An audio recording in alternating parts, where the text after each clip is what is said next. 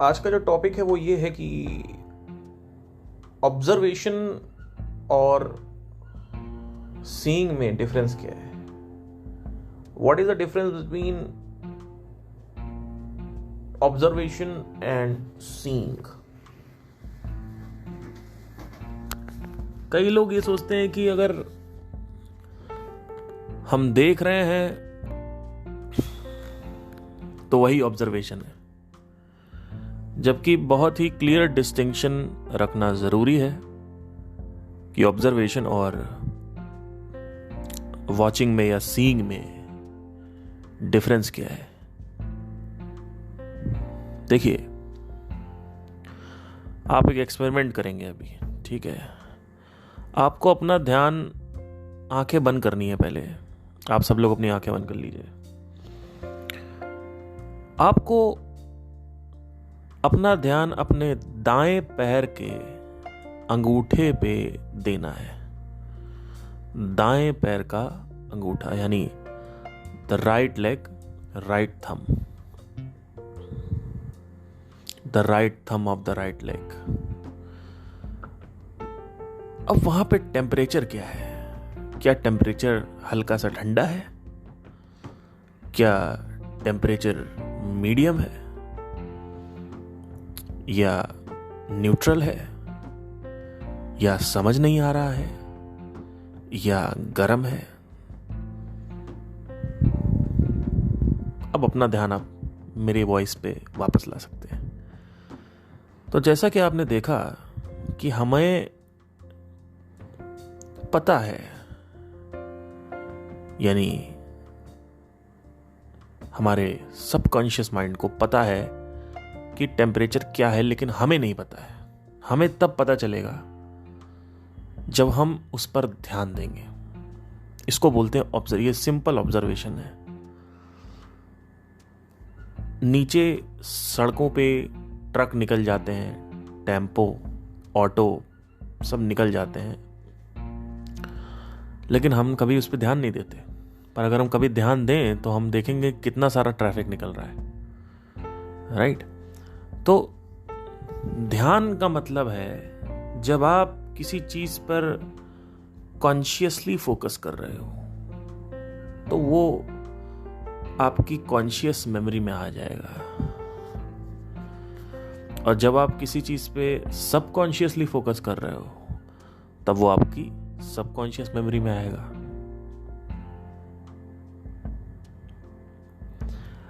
हम अपने पैरों की उंगलियों में, अपने हाथों की उंगलियों में जो तापमान फील करते हैं वो हमें पता होता है कि गर्म है, ठंडा है या पता नहीं, या ठंडा है, गर्म है, न्यूट्रल है, बीच का है, जो भी है, ये सब हमें पता है? नहीं पता है। किसको पता है? हमारे सबकॉन्शियस माइंड को पता है। तो दो प्रकार के फोकस हैं यहाँ पे, दो प्रकार की अटेंशन है, या फोकस कह सकते हैं, अब अटेंशन पे नहीं जाएंगे। जो पहला प्रकार का फोकस है वो है सबकॉन्शियस फोकस।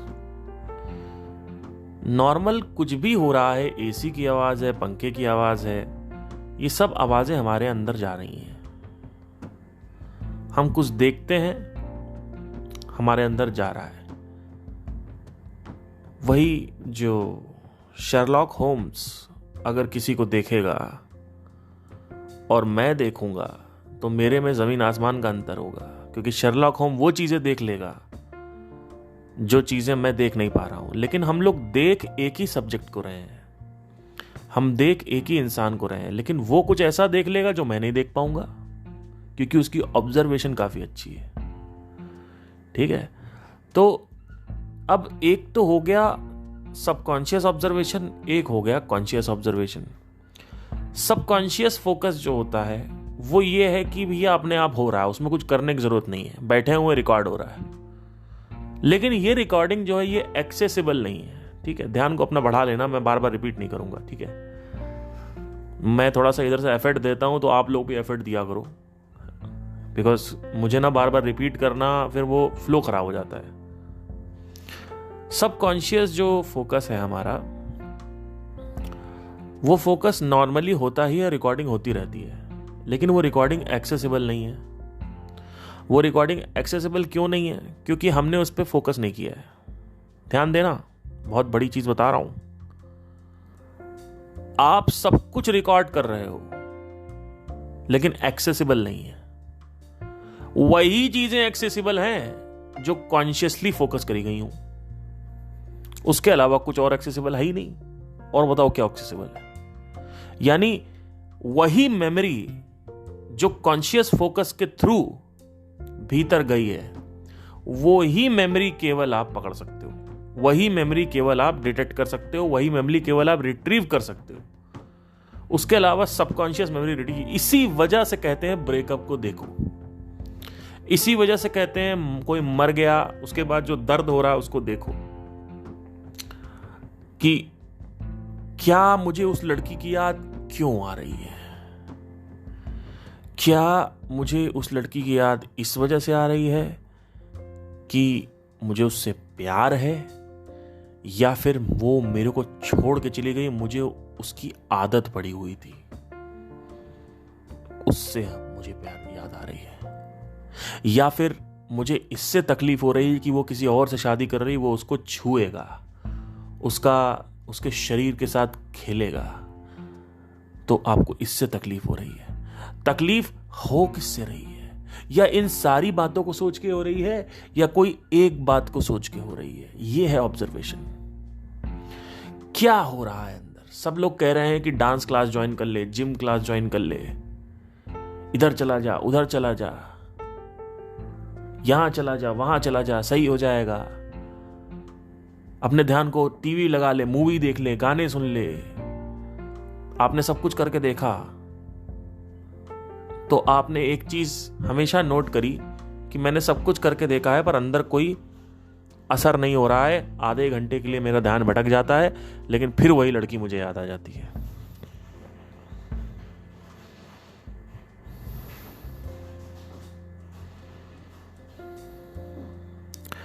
तो होता क्या है कि जब आप इसको बार बार देखते हो किसी चीज को, तो आप रिट्रीव कर सकते हो। अब जैसे आज मैं कई चीजें रिट्रीव कर सकता हूं। जैसे फॉर एग्जाम्पल मुझे बोध हो गया है इस चीज का, अभी आपको बोध नहीं हुआ है, क्योंकि बोध होना जरूरी है। जैसे फॉर एग्जाम्पल सेंसेस क्रोध को पैदा करते हैं, इसका बोध, इसका एक्सपीरियंस, इसका अनुभव तुम लोगों को नहीं है। तुम लोग सिर्फ किताबी बातें पढ़ रहे हो, मेरी बातें सुन रहे हो। लेकिन जिस दिन तुमने ये देख लिया कि जहां पे तुम ज्यादा सेंसेस को सक्रिय करते हो वहीं पे ज्यादा क्रोध आता है। जैसे मैंने प्रीवियस पॉडकास्ट में एग्जांपल दिए थे, नहीं देखा है तो सुन लीजिएगा, कि जब हम संभोग कर रहे होते हैं, सेक्स कर रहे होते हैं और लड़की का नाड़ा नहीं टूट रहा, आदमी नाड़ा तोड़ देता है। जब लड़की का ऑर्गेजम नहीं होता तो लड़की को गुस्सा आता है, वो झटका मार देती है अपने पति को कि हटो यहां से, कुछ नहीं होता तुमसे, है ना। आप देखो, जहां पे आनंद है वहीं क्रोध है। ये क्रोध और आनंद साथ साथ में चलते हैं। लेकिन ये मेरी ऑब्जर्वेशन है, ये तुम्हारी ऑब्जर्वेशन नहीं है। मैं क्या कह रहा हूं, तुम्हें अगर आगे बढ़ना है, तुम्हें अगर मेरी तरह ऑब्जर्वेशन सीखनी है, तो तुम्हें हर समय एक एजेंडा रखना होगा। कुछ भी तुम करो, बस उसमें ऑब्जर्वेशन और लर्निंग को एजेंडा बना लो। और लर्निंग बिना ऑब्जर्वेशन के नहीं होगी, पहले ऑब्जर्वेशन होगा फिर लर्निंग होगी, क्योंकि डिटेक्ट नहीं करोगे तुम। जैसे अभी तुम अपने दाएं पैर की जो अंगूठा है, राइट लेग, राइट थंब है, अगर तुम वो देखो तो तुम्हें दिखेगा कि अब पार्थ सर ने बताया कि टेम्परेचर कम है, ज्यादा है, या जो भी है, नहीं है, समझ नहीं आ रहा। अब पता चला ना, अब पता चला, अभी तक तो नहीं पता चल रहा था। इसको बोलते हैं ऑब्जर्वेशन। अब ये ग्रॉस हो जाता है थोड़ा सा, फिर सटल जाया जाता है। सटल में क्या है, बैठे हुए हैं, सुबह से मूड खराब है, तो देखो क्यों मूड खराब हो रहा है, या मूड खराब है तो मूड मत देखो, बस बैठे रहो, देखते रहो। जब तुम देखते रहोगे तो रिकॉर्डिंग चालू हो जाएगी। जब रिकॉर्डिंग चालू हो जाएगी और 7 दिन यानी 7 डेज तक तुम उस ऑब्जर्वेशन में रहोगे, तो 8वें दिन तुम्हारे पास भेदने के लिए 7 दिन का डेटा होगा। अभी तुम भेद नहीं पा रहे हो अपने माइंड के सिचुएशन को, अपनी माइंड की जो स्थिति है, जो एक्टिविटीज ऑफ माइंड है, वो तुम भेद नहीं पा रहे हो क्योंकि तुम्हारे पास प्रीवियस डेटा नहीं है। डेटा है तो मेरी बातों का है या कहीं तुमने पढ़ लिया। इससे कुछ नहीं होने वाला, बर्बाद हो जाओगे। ये सब बर्बाद कर देंगे यूट्यूबर तुमको। जो आदमी ऑब्जर्वेशन और क्वेश्चनिंग की बात कर रहा है वही आदमी सही है, उसके अलावा सब ऐसे ही है। या कह सकते हो फायदा नहीं होगा आपको। ज्यादा गलत बोलना भी हर आदमी के लिए सही नहीं होता है। कह सकते हैं कि फायदा नहीं है आपके लिए। तो अब क्या करना है? जब आप 7 दिन तक ऑब्जर्व करोगे तो 8वें दिन तुम्हारे पास ये डेटा होगा कि अब मेरा माइंड पहले के मुकाबले थोड़ा सही है, कल थोड़ा खराब था, परसों थोड़ा और सही था। तो क्या होगा? धीरे धीरे आइडिया लगने लगेगा। इसको बोलते हैं भेदना, मुकाबला करना, कंपेयर करना आपस में। लेकिन कंपैरिजन के लिए पॉइंट ए और पॉइंट बी होना जरूरी है। और पॉइंट ए और पॉइंट बी होता रहता है, रिकॉर्ड भी होता रहता है, लेकिन क्योंकि ध्यान नहीं दिया गया है, इस वजह से पॉइंट ए और पॉइंट बी रिट्रीव नहीं हो पा रहा है। मतलब उसको हम एक्सेस नहीं कर पा रहे हैं। 7 दिन के माइंड, तुम्हारे मन की स्थिति, और 8वें दिन की जो तुम्हारे मन की स्थिति है, उन दोनों को कंपेयर करने के लिए दोनों की रिकॉर्डिंग होना जरूरी है। और वो रिकॉर्डिंग पड़ी हुई है, लेकिन सबकॉन्शियस में पड़ी है। अब सबकॉन्शियस से रिट्रीव करना बड़ा मुश्किल होता है। 95% चांस है तुम रिट्रीव नहीं कर पाओगे। लेकिन अगर तुमने देख रखा है, ऑब्जर्व कर रखा है, तो तुम देख पाओगे। फॉर एग्जाम्पल, आज मेरे अंगूठे का टेम्परेचर हल्का ठंडा है, कल मेरे अंगूठे का टेम्परेचर हल्का सा गर्म है, परसों मेरे अंगूठे का टेम्परेचर मुझे समझ नहीं आ रहा है। जब ऐसे 7 दिन हो जाएंगे तो तुम्हारे पास डेटा आ जाएगा। अब जब ये डेटा आता है तो 8वें दिन जो कुछ भी हो रहा होगा तुम उसको भेद पाओगे। इसीलिए बोलते हैं सिंपली देखते रहो। क्यों? क्योंकि सिंपली देखते रहने से रिकॉर्डिंग तो होती रहती है, बाद में तुम उसको रिट्रीव करके भेद सकते हो। मैंने ब्रेकअप देख रखा है, तो मुझे पता है कि आज अगर मेरा दोबारा ब्रेकअप होता है तो मुझे कैसे निकलना, मेरे साथ क्या क्या होगा और मेरे साथ क्या क्या परेशानियां आएंगी। मैंने डिजायर को देख रखा है। मैंने ये देख रखा है कि कंप्यूटर खरीदने से पहले एक माइंड की जो स्थिति थी वो ये थी कि कंप्यूटर जब खरीदेंगे तो गेम आएगा तो खेलेंगे तो मजा आएगा।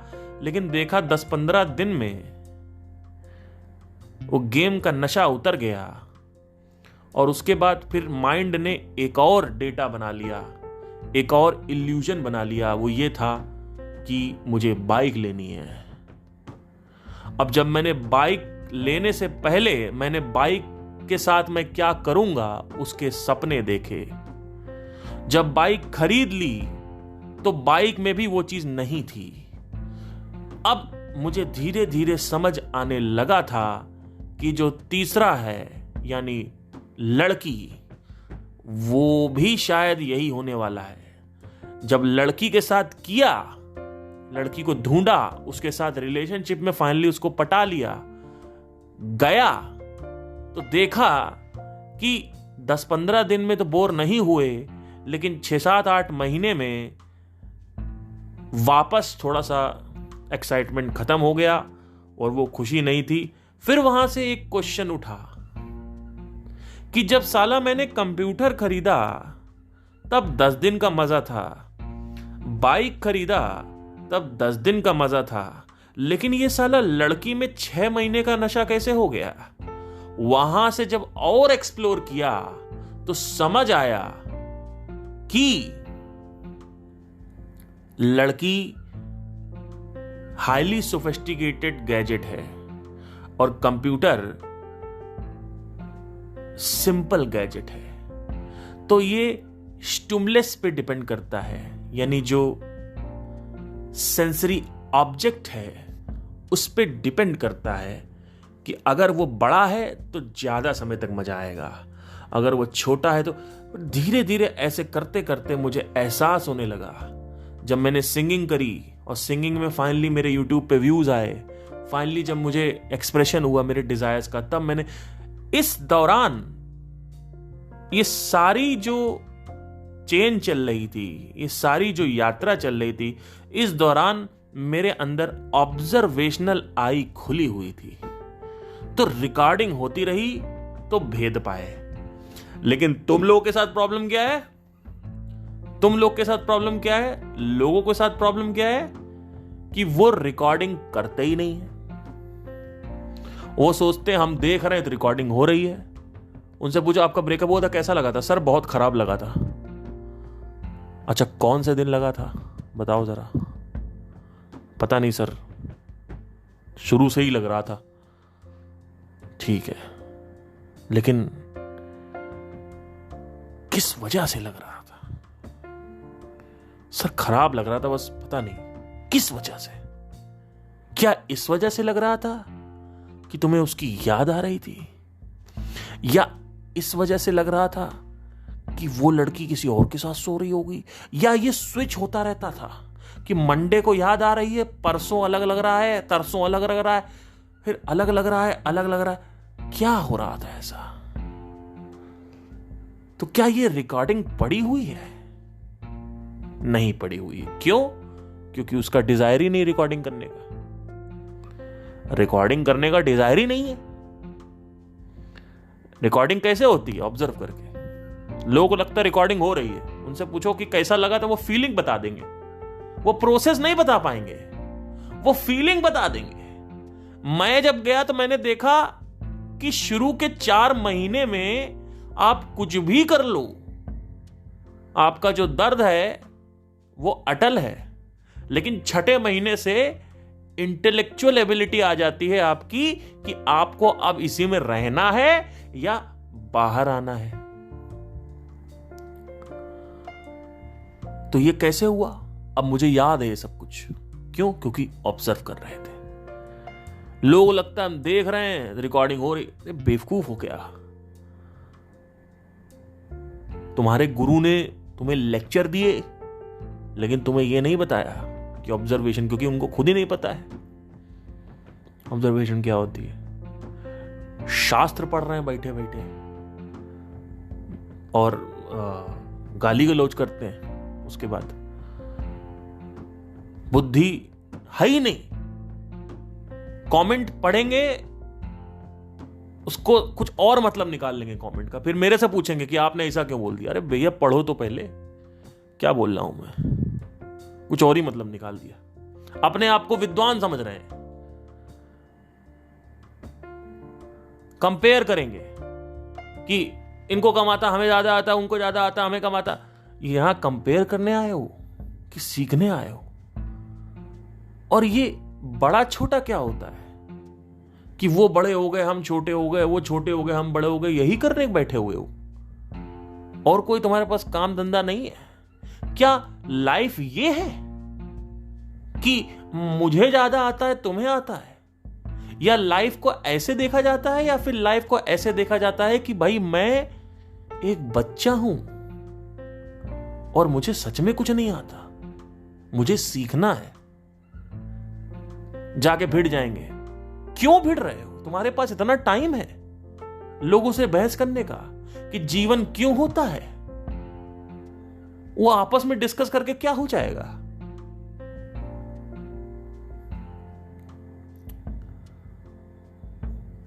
हर एक गुरु के जो शिष्य होते हैं उनमें गुरु की क्वालिटी होती है और शिष्यों में गुरु की क्वालिटी होती है, गुरु में शिष्यों की क्वालिटी होती है। मेरे जो सब्सक्राइबर्स हैं, जो सीरियस सब्सक्राइबर्स हैं मेरे, उनसे बात करो तो वो इंटेलेक्चुअल रिप्लाई देंगे।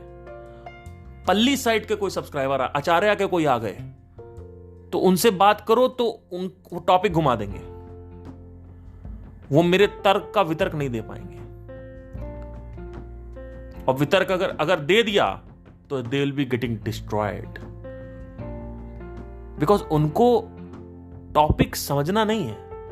उनको ये करना है कि हमारे गुरु ज्यादा बड़े हैं, तुम छोटे हो, और यही छोटा बड़ा होता जा रहा है।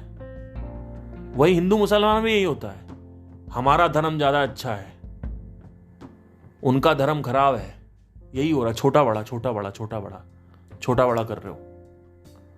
अभी इंटरनेट बंद हो गया तो सबकी पैंट उतर जाएगी, अगर इंटरनेट बंद हो गया कल तो। क्योंकि अभी तो तुम वीडियो देख के टाइम पास करते हो कि किसी की वीडियो देख लिए, मेरे वीडियो देख लिए, महेश्वरी के वीडियो देख लिए, सदगुरु के वीडियो देख लिए। तो समझने की कोशिश करो, it's all about observation. There are two kinds of observation. Number 1 conscious observation, number 2 subconscious observation या कॉन्शियस फोकस, सबकॉन्शियस फोकस। उसके बाद इन दोनों फोकस से रिकॉर्डिंग होती है, सबकॉन्शियस की सबकॉन्शियस में जाती है, जो रिट्रीवेबल नहीं है। जैसे अभी आपने उंगली में टेम्परेचर देखा तो अब आपको याद है ना, अभी तक आपको याद था, पिछले 20 साल से आप देखा आपने आज तक।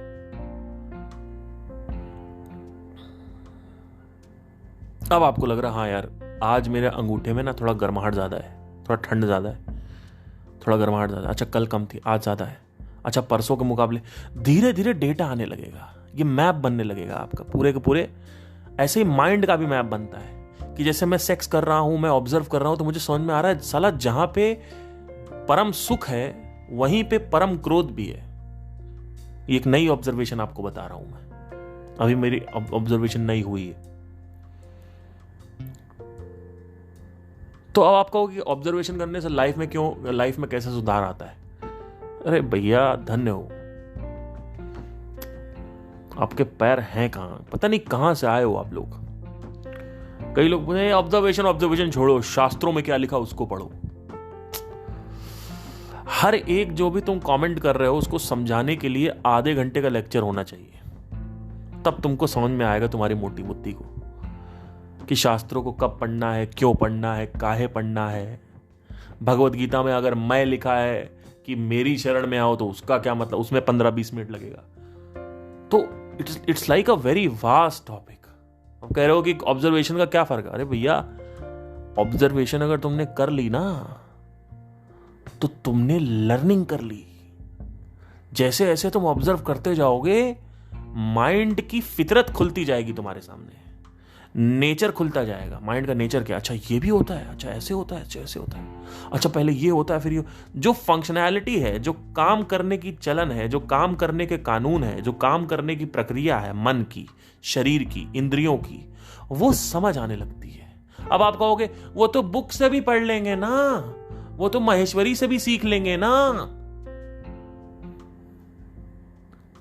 नहीं, वही मेरी शिक्षा है, क्योंकि किसी और के सिखाए हुए से सीखने से कुछ नहीं होने वाला। जब तक तुम्हें एक्सपीरियंस खुद नहीं होगा तुम नहीं छोड़ पाओगे। जब तक तुम्हें यह नहीं समझ में आएगा कि डिजायर में एक्चुअली में कुछ नहीं पड़ा है, तब तक तुम उसको नहीं छोड़ पाओगे। मेरे कहने से डिजायर नहीं छोड़ोगे या महेश्वरी के कहने से डिजायर नहीं छोड़ोगे। समझने की कोशिश करो। ज्ञान एक सेकेंड हैंड चीज है। जो ज्ञान दिया जा रहा है वो अपने अंदर, अपने सिस्टम के अंदर तुम देख पा रहे हो या नहीं देख पा रहे हो।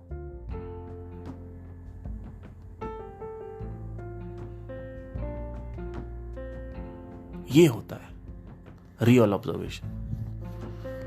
इसीलिए कृष्णमूर्ति ऑब्जर्वेशन को बहुत महत्व देते थे। उनके लिए ऑब्जर्वेशन ज्यादा बड़ी थी, क्वेश्चनिंग से बड़ी ऑब्जर्वेशन है।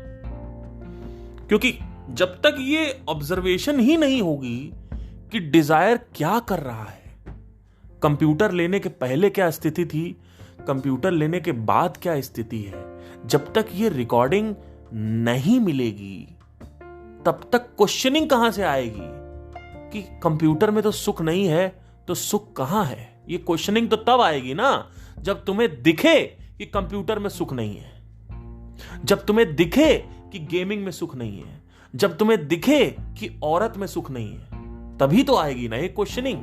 तो पहले ऑब्जर्वेशन आएगा, फिर क्वेश्चनिंग आएगी, फिर आप एक सीकिंग होती है आपकी, अच्छा अब क्या क्या जरूरी है मेरे लिए, क्या जरूरी नहीं है। धीरे धीरे कई लोग इस पे ध्यान देते हैं तो ध्यान टिकता नहीं है, तो वहां पे साधना समझ जाओ कि साधना अभी करनी है, कि साधना कर लिया, थोड़ा बहुत ध्यान दे लिया, आप देखते हैं जो कुछ भी कर रहे हो करते रहो, लड़कियों के पीछे भाग रहे हो भागते रहो, नशा दारू कर रहे हो करते रहो, लेकिन बस मैं ये कह रहा हूं कि अगर तुमने देख लिया और सीख लिया उससे, तो तुमको समझ में आ जाएगा कि दारू में कुछ नहीं है, तो दारू छूट जाएगी, दारू अब पियोगे नहीं, कोई चीज किसी चीज की लत नहीं लग सकती तुम्हें, चाहे कुछ भी हो जाए। हाँ, अब जबरदस्ती अगर तुम करोगे तो ऑब्वियसली लगेगी, लेकिन तुम्हें समझ में आ जाएगा कि यार इसमें ना कुछ है नहीं, चक्कर खराब है सारा। लोग दारू एज ए डिस्ट्रैक्शन पी रहे हैं, दारू को लोग सोल्यूशन मानते हैं, जबकि दारू एक डिस्ट्रैक्शन है, दारू एक सफरिंग से डिस्ट्रैक्शन है और कुछ नहीं है।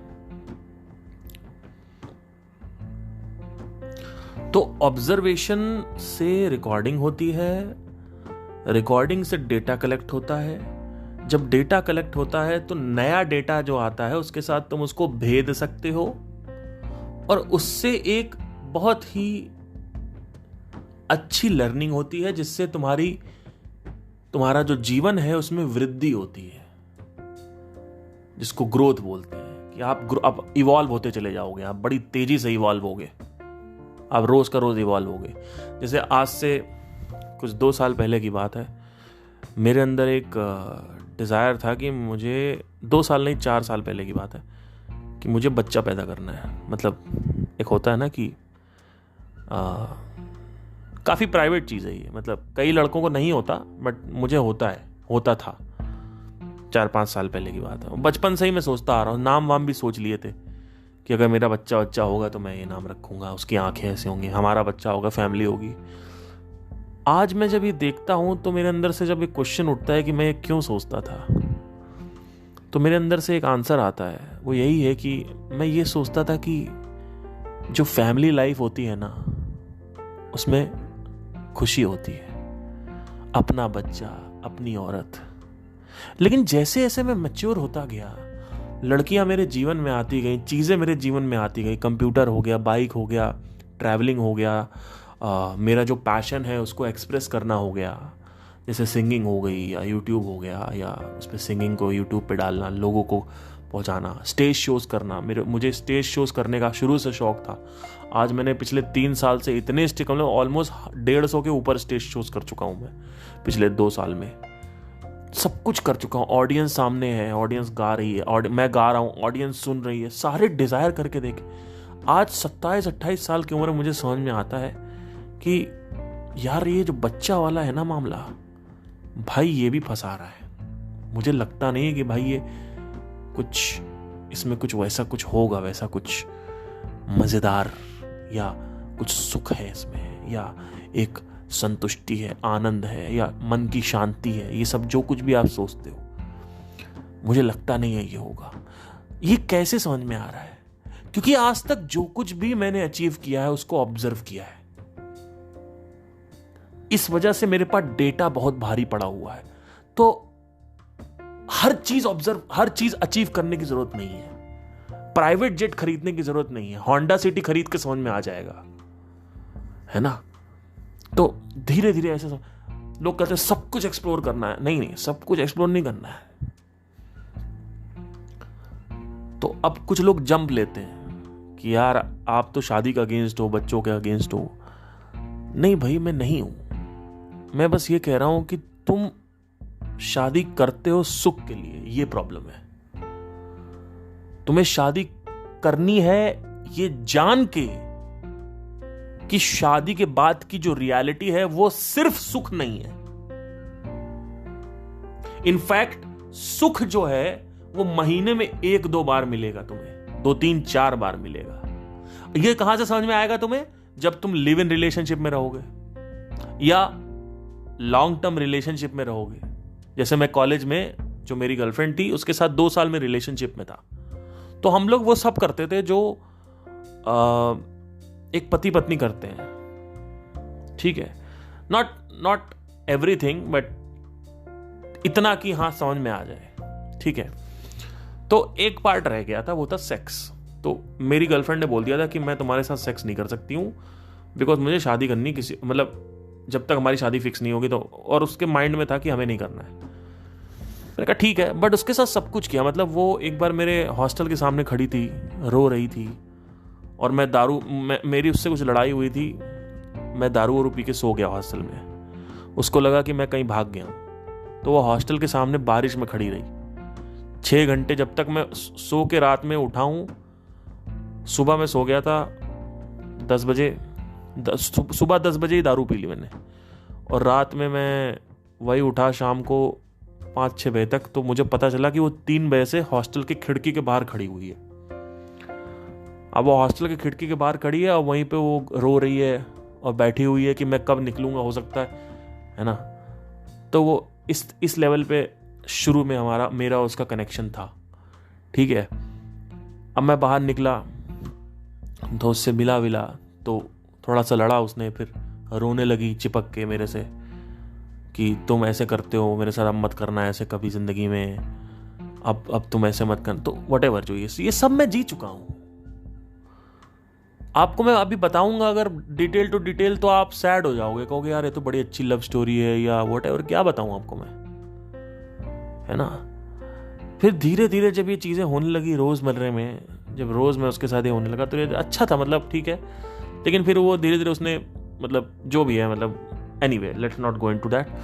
तो मुझे समझ में आया कि यार मेरा माइंड यार बहुत रेस्टलेस है, समझ नहीं आ रहा है मुझे कि मैं क्या करूं।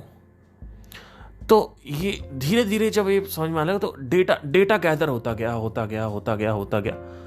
तो अब 28 साल की उम्र में मुझे समझ में आया कि यार अभी मेरी जिंदगी में क्या बचा हुआ है।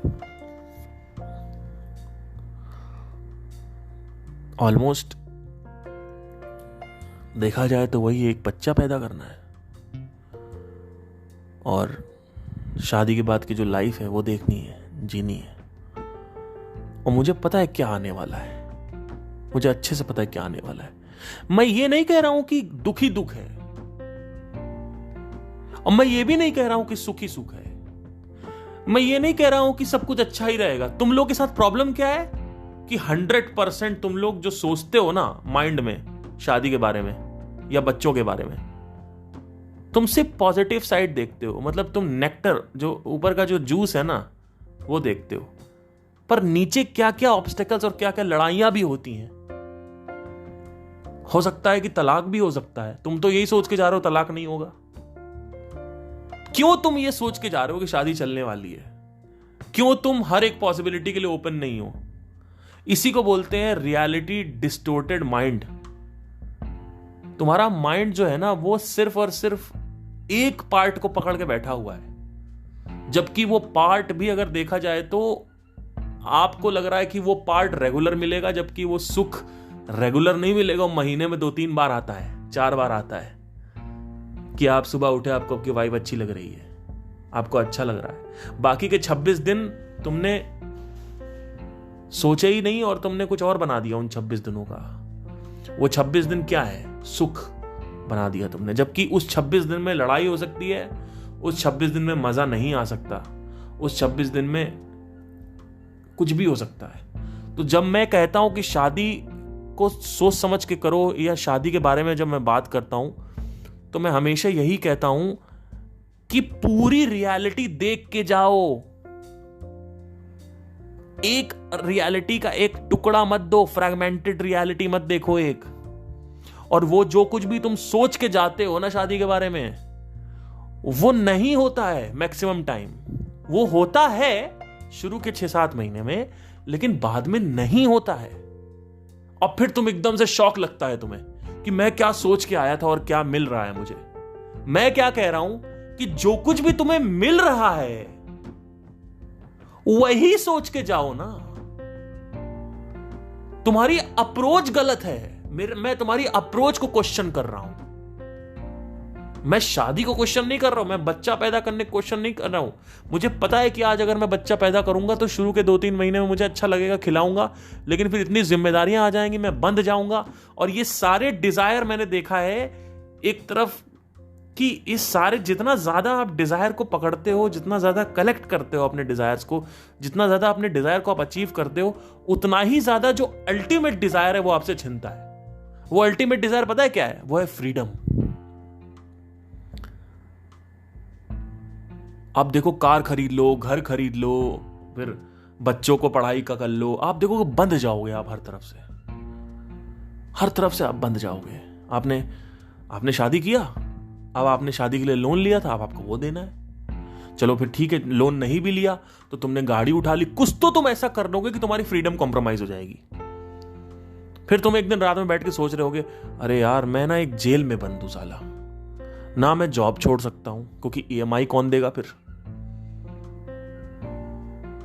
और अगर मैंने कुछ भी अलग करने की कोशिश करी तो मेरी वाइफ बहुत डांटेगी, मेरे को बहुत मारेगी। मेरी वाइफ को पहले समझाना पड़ेगा, उसको लाना पड़ेगा अपने साथ। कैसे करूंगा? मेरा बच्चा पढ़ने जाता है, अब तो मैं कुछ कर ही नहीं सकता यार, मुझे तो ये करना ही पड़ेगा काम। साला मैं जब शादी नहीं किया था मैं इतना नहीं बंधा था, मैं तो कभी भी कहीं भी जा सकता था यार। अपना मैं दोस्तों से मिलने जा सकता हूं, साला उनकी भी शादी हो गई ना मैं मुझे अपनी वाइफ से परमिशन लेनी पड़ती है।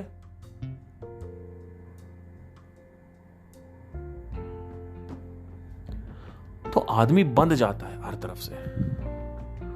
अब कपिल शर्मा है, इतने बड़े शो पे है, ठीक है, उसकी मैं एक आपको बताता हूं, उसके पास कोई ईएमआई नहीं होगी, उसके पास कुछ नहीं होगा, लेकिन जो कुछ भी, मतलब हो सकता है ना हो सकता है हो, लेकिन वो भी अपने जो डिजायर्स है ना उसके तले दबा हुआ होगा, उस जिम्मेदारियों में बंधा हुआ होगा कहीं ना कहीं से, कि मैं शो नहीं छोड़ सकता, या अगर मुझे शो पसंद आ रहा है, मैं जो कर रहा हूं पसंद आ रहा है, पर मुझे अब फिल्में करनी थी, मेरी फिल्में हिट नहीं हो रही हैं, है ना, कुछ भी हो, तो कहीं ना कहीं वो बांध देती है चीजें। आप बंध जाते हो हर तरफ से। आप देख सकते हो कि आप अगर आप मेटलिस्टिकली नहीं बंधोगे ना, कि आपके पास ईएमआई भी नहीं, कुछ नहीं, आप देखोगे आप साइकोलॉजिकली बंध जाओगे, आप कहीं ना कहीं से तो बंधोगे। आप कुछ तो आपका कॉम्प्रोमाइज होगा, चाहे वो फ्रीडम में ही होगा। फ्रीडम, अल्टीमेट फ्रीडम में, अल्टीमेट जो फ्रीडम का केक है उसमें से ही कटेगा कुछ आपका। वो ये भी हो सकता है कि अब कुछ भी हो सकता है, मतलब अभी मेरे एग्जांपल नहीं आ रहा क्योंकि मैं अभी उस सिचुएशन में नहीं हूं, बट मैंने ये देखा है जितना ज्यादा भौतिक को आप कलेक्ट करते हो, जितना ज्यादा आप भौतिक को कलेक्ट का मतलब हर जो सेंसरी ऑब्जेक्ट्स हैं, जितना ज्यादा आप उसको, आप जितना ये भौतिक अचीवमेंट होती है ना, उतना ही आदमी के अंदर एक बंधाव आता है, आदमी खुला नहीं है। और ये बंधाव जो होता है ना, ये आपके पेरेंट्स का होता है, आपके समाज का होता है, आपके दोस्तों का होता है, आपके रिश्तेदारों का होता है। उनका जो डिजायर है वो आपको बांधता है, जो समाज का डिजायर है, और आपका खुद का डिजायर आपको बांधता है, क्योंकि डिजायर का कोई अंत नहीं है। आज तुम कपिल शर्मा हो, अब तुमको फिल्में करनी है, अब तुमको ये करना, वो करना, वो करना, ये करना, वो करना है, फिर तुम वो बन जाओगे, अब तुम्हें ये करना है, वो करना, वो करना है। ठीक है, अब शाहरुख खान बन गए, अब मेरा लड़का जेल चला गया, अब मुझे उसमें एक प्रॉब्लम हो रही है। वहां उनकी भी प्रॉब्लम है, आपको लगता है उनकी कोई प्रॉब्लम नहीं होती। और ये कौन आजाद हो पाएगा? वही आजाद हो पाएगा जो आदमी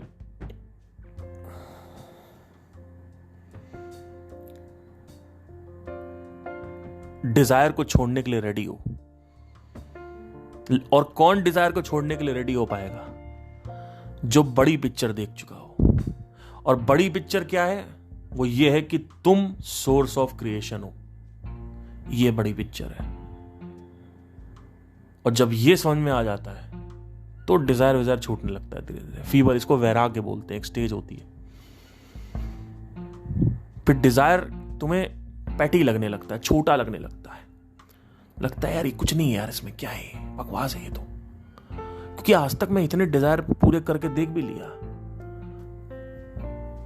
जब सब कुछ सही चल रहा होता है ना,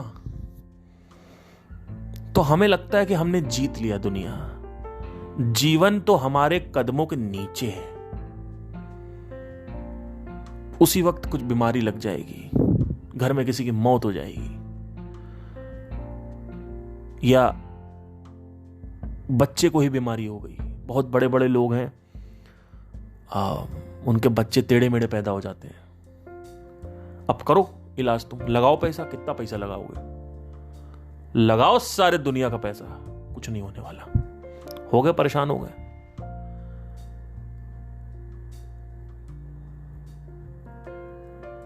तो अगर आपके बच्चे के साथ ऐसा कुछ होता है तो आप नहीं बाहर आ पाओगे इससे। वही आ पाएगा जो स्वतंत्र हो मन से।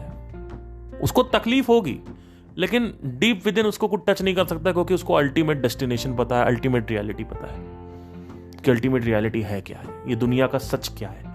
हमारा सत्य है, एक हमारा साइकोलॉजिकल ट्रूथ है जो हमने बना रखा है, और एक दुनिया का जो सत्य है। तो आपको चुनना है, चुनाव आपका है कि आपको दुनिया के सत्य के साथ रहना है या फिर अपने सत्य के साथ, जो झूठ है एक्चुअली में लग सत्य रहा है, उसके साथ जीना है। ये समझ में आएगा आपको धीरे धीरे। तो आपको चुनना पड़ेगा कि किस सत्य के साथ रहना है। क्योंकि एक सत्य है कि मेरा बच्चा कभी सही नहीं हो सकता, तो रोने की क्या जरूरत है, जितना होगा उतना हेल्प करेंगे।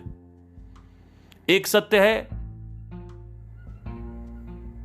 कि तुम्हारे हाथ पैर कट गए, अब तुम्हारी फट रही है कि कौन मेरे को संभालेगा, और कोई संभालेगा नहीं। जब तक तुम अमीर नहीं हो तब तक there is a high possibility कि तुम्हें कोई नहीं संभाल पाएगा। तो है तुम्हारे अंदर हिम्मत कि तुम अपने अस्तित्व को खत्म कर सकते हो। डॉक्टर को बोल सकते हो pull the fucking plug, because जब आपके पास हाथ पैर आपका कट गया, ना आपके घर वाले बचे, ना वो सही से कर रहे हैं, ना आपकी बीवी कर रही सही से, सबको प्रॉब्लम हो रही रोज। हर आदमी कभी जैसे कुछ बोलो कि कुछ करना है तो अरे यार फिर से खाना खिलाओ, फिर से हगास मुताज कराओ, फिर से ये कराओ। तो do you have the fucking courage to pull the fucking plug? At this situation, there are situations like this. Do you have the fucking courage कि भैया कंट्री पे अटैक हो रहा है, बंदूक उठाओ, ट्रेनिंग नहीं है, मारो? Have the fucking courage. Do you have the fucking courage like that? How would you understand all these things? कि बीमारी लग गई, अब मैं चलने वाला हूं, जाने वाला हूं 6 महीने में। कुछ भी हो सकता है ना। आपका पैसा कहां तक बचाएगा आपको? अब लगता है कि बड़े आदमी हो गए, अब तो सब कुछ सिक्योर्ड है। कोई सिक्योरिटी नाम की इस दुनिया में चीज नहीं होती। ट्रेन से जा रहे, एक्सीडेंट हो गया, ट्रेन का हो गया, सिक्योरिटी ठीक है। कुछ भी हो सकता है। आपका जितने भी, देखिए अल्टीमेटली आपको जीने का डिजायर है, वो पकड़ेगा कि मुझे मरना नहीं, वो पकड़ेगा। फिर एक डिजायर है मेरे बच्चे को कुछ ना हो जाए, फिर एक डिजायर है कि मेरी मम्मी को कुछ ना हो जाए, कैंसर हो गया, मर ना जाए, ये ना हो जाए। तो अल्टीमेटली आपको पकड़ेगा डिजायर ही। लेकिन वही आदमी आजाद है जो अपने डिजायर को लेट गो करना जानता है। जो अपने डिजायर को छोड़ सके वही तो आदमी आजाद कहलाया जाएगा। इसी को तो मोक्ष बोलते हैं, कि वो कह सके कि भैया नहीं जीना, अपने ऐसी तैसी में जाओ। कि वो कह सके कि मेरा बच्चा टेढ़ा मेढ़ा पैदा हो गया है, मैं अपनी तरफ से पूरा जी जान लगा दूंगा, लेकिन मैं नहीं कर सकता, मैं नहीं रो सकता रोज, सॉरी, मैं इसकी हेल्प करूंगा पर मैं परेशान नहीं होऊंगा इन नॉर्मल माँ बाप की तरह। लोग कहते हैं आप जब माँ बाप बनोगे तो आपको पता चलेगा। जब मैं ऐसी बातें करता हूं, लोग कहते हैं आप तो बोल देते हो, आप तो बोल के निकल गए।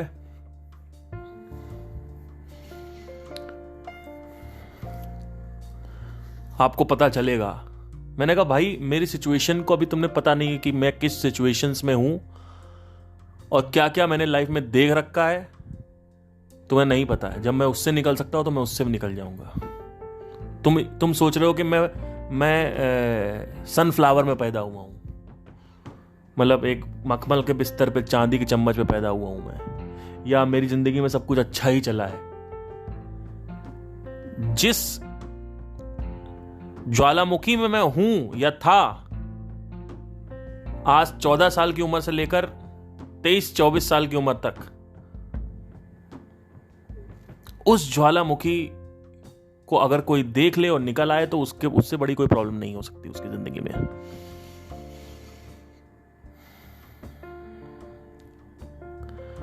समझने की कोशिश करो। ये जो बातें हैं कि आपने बोल दिया, आप तो बोल के निकल गए, अरे भैया मैं किस बैकग्राउंड से आपको नहीं पता है।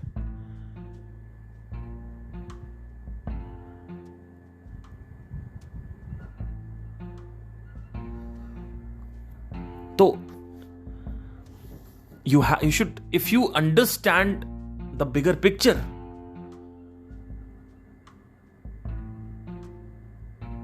the desire will dissolve, it will evaporate, because everyone, even life, can control you only when you hold on to the desire. If you let go the desire, not even God, not even the life, not even this universe or any kind of God you believe in can hold you. Because कुछ क्या कहेगा कि तुमको मार देंगे, हाँ मार दो, पकड़ने के लिए कुछ है ही नहीं ना,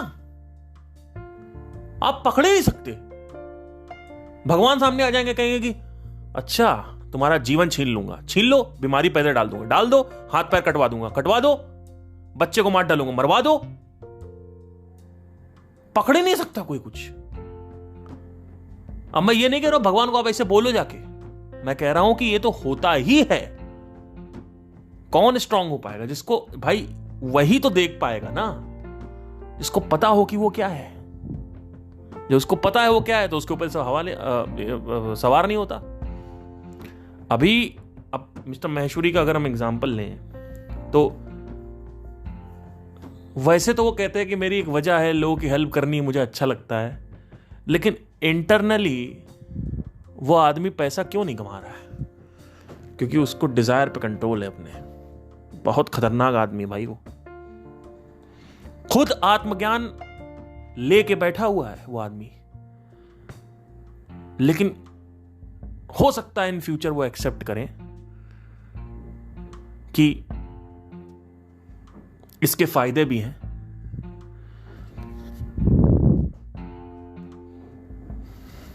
मैं तो इतनी बड़ी बातें बोल रहा हूं आपसे, मैं बहुत दिनों से वेट कर रहा था कि एक बार ये आदमी बस खुल के बोल दे आत्मज्ञान से कुछ नहीं होता, फिर मैं आपसे बात करूंगा। क्योंकि मैं सेशन में था, आप थे नहीं, मुझे ऐसे ही वाइब्स है। मुझे उस वक्त भी he told exactly like this, but मैं नहीं बोल सकता था यूट्यूब पे या स्पॉटिफाई पे, क्योंकि आप कहोगे नहीं उनका ये मतलब नहीं था उनका। अब तो खुले में बोल दिया, अब मैं बोलूंगा अब खुले में बोल दिया, क्योंकि अब आप मेरे साइड आ चुके हो। अब ये पूरी कंट्रोवर्सी हुई और ये पूरा 1-2 साल निकले, उसके बाद finally he told. But anyway, let's not deviate from the topic. The only way to control you is through desire. जब फिल्मों में विलन को हीरो को टेम करना होता था ना, तो अब उसकी माँ को पकड़ ले आता था, उसकी गर्लफ्रेंड को पकड़ ले आता था. और जब जानता था कि उसको गर्लफ्रेंड को पकड़ ले आएंगे तो हीरो अपने आप आएगा. तो यहां तो कुछ पकड़ने के लिए है ही नहीं, पकड़ोगे क्या? एक मतलब लिटरल मत लेना इसको, एक बता रहा हूं एक बैकग्राउंड से. तो जब धीरे धीरे अंदर जाने लगता है तो आदमी बेखौफ शेर हो जाता है, क्योंकि आदमी की मुट्ठी ढीली हो गई. अभी सबकी मुट्ठी टाइट है तो बंधे हुए हैं. आप लोग की ना हालत वो बंदर की तरह है. वो बंदर जो है ना, वो एक ट्रैप होता है, उसमें बंदर हाथ डालता है और चने निकालने की कोशिश करता है, लेकिन चने निकल नहीं रहे होते हैं. बॉटल की तरह, बॉटल की शेप में होता है वो ट्रैप. ये शिकारी लोग लगाते हैं या मदारी लगाते हैं. लेकिन अगर वो मुट्ठी खोल दे तो उसकी मुट्ठी बाहर आ जाएगी, उसका हाथ बाहर आ जाएगा, लेकिन वो मुट्ठी खोलता ही नहीं है. तो उससे क्या होता है, लॉक्ड रहता है, मदारी आता पकड़ के उसको ले जाता है. कौन कर रहा है? आप लोग का भी यही बंदर वाला हाल है. मैंने क्या बोला? मुट्ठी पकड़ के रखो, लेकिन ढील भी दो. और ढील ऐसी होनी चाहिए कि जैसे ही चाहो तुरंत ढील दे दो. क्योंकि मुट्ठी बंद करने का कॉन्सेप्ट भी समझने की जरूरत है. मुट्ठी बंद क्यों करना है? क्योंकि करोगे क्या फिर लाइफ में? भाई आप एक तरफ स्पिरिचुअलिटी की में माइंड में ग्रो कर रहे हो, शरीर में ग्रो कर रहे हो, नई नई चीजें सीख रहे हो माइंड के बारे में, लेकिन बाहर से भी तो कुछ करने के लिए चाहिए ना. कुछ एक फ्लेवर तो चाहिए लाइफ में. क्या करोगे? तो मैं कह रहा हूं फ्लेवर लो, पैसे लो, गाड़ी खरीदो, सब कुछ करो, लेकिन जब छोड़ने की बारी आए तो रंडी रोना नहीं होना चाहिए. माफ कीजिएगा मैंने शब्द बोल दिया, ठीक है. ये नहीं होना चाहिए कि नहीं मुझे नहीं छोड़ना, ये नहीं होना चाहिए. समझ रहे हैं? तो आई नो ये शायद मुश्किल साउंड करता है, बट अल्टीमेट जो आपको ट्रैप करता है ना, वो आपका डिजायर ही है. आप देखोगे तो आई होप आपको समझ में आया हो ऑब्जर्वेशन और सीइंग में क्या डिफरेंस है. Thank you so much.